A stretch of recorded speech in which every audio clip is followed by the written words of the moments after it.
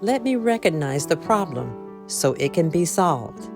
A Course in Miracles Workbook Lesson number 79. A problem cannot be solved if you do not know what it is. Even if it is really solved already, you will still have the problem because you will not recognize that it has been solved. This is the situation of the world.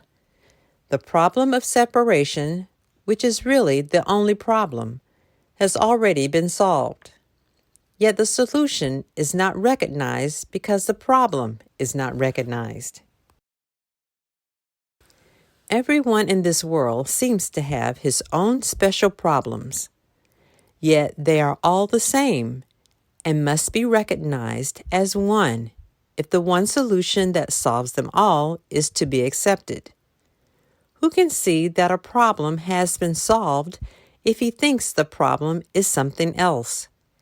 Even if he is given the answer, he cannot see its relevance. That is the position in which you find yourself now. You have the answer, but you are still uncertain about what the problem is. A long series of different problems seem to confront you, and as one is settled, the next one and the next arise. There seems to be no end to them. There is no time in which you feel completely free of problems and at peace. The temptation to regard problems as many is the temptation to keep the problem of separation unsolved. The world seems to present you with a vast number of problems, each requiring a different answer.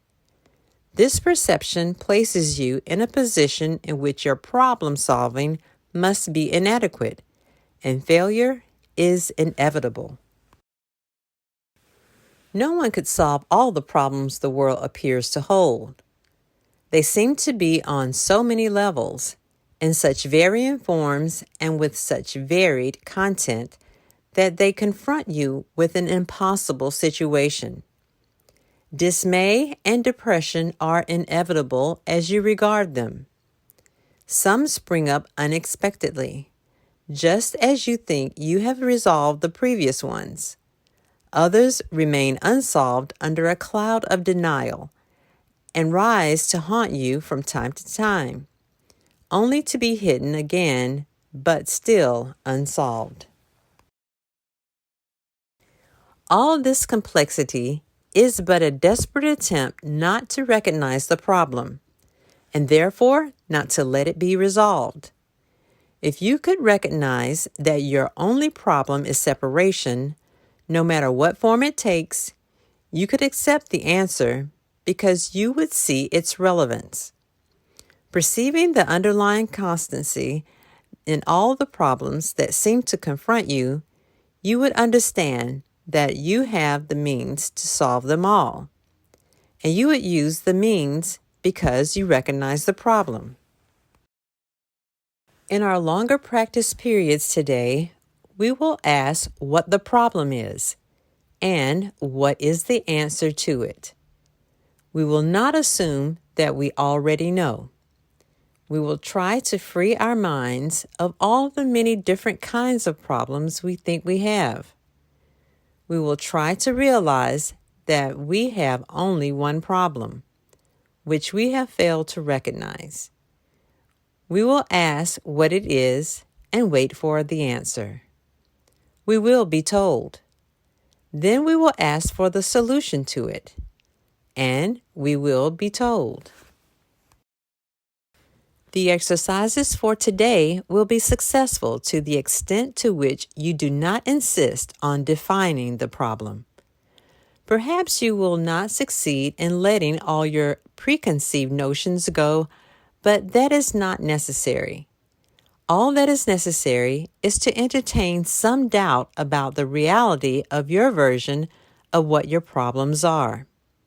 You are trying to recognize that you have been given the answer by recognizing the problem, so that the problem and the answer can be brought together and you can be at peace. The shorter practice periods for today will not be set by time, but by need. You will see many problems today, each one calling for an answer. Our efforts will be directed toward recognizing that there is only one problem and one answer. In this recognition are all problems resolved. In this recognition, there is peace. Be not deceived by the form of problems today.